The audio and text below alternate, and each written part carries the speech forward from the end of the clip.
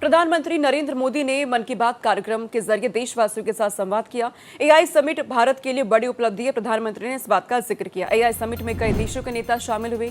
AI summit में देश की ताकत दिखी है। क्रिकेट खिलाड़ी देश का गौरव बढ़ा रहे हैं। खेल में जर्सी किसी और देश के खिलाड़ी अपने देश का।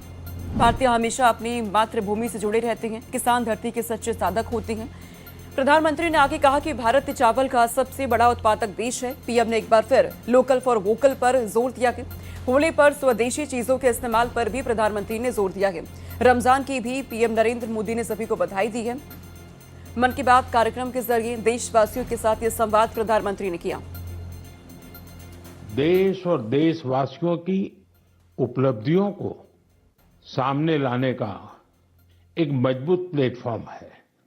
देश ने ऐसी ही उपलब्धि अभी दिल्ली में हुई ग्लोबल एआई इम्पैक्ट समिट के दौरान देखी।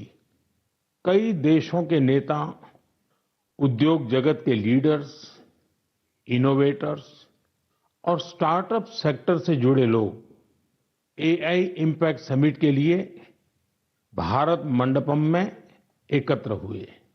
आने वाले समय में एआई की शक्ति का उपयोग दुनिया किस प्रकार करेगी, इस दिशा में यह समिट एक टर्निंग पॉइंट साबित हुई है। साथियों, समिट में मुझे वर्ल्ड लीडर्स और टेक सीईओ से मिलने का भी अवसर मिला। एआई समिट की एग्जीबिशन में मैंने वर्ल्ड लीडर्स को ढेर सारी चीजें दिखाई। मैं दो बातों का विशेष रूप से उल्लेख करना चाहता हूं। समिट में इन दो प्रोडक्ट्स ने दुनिया भर के लीडर्स को बहुत प्रभावित किया। पहला प्रोडक्ट अमूल के बूथ पर था।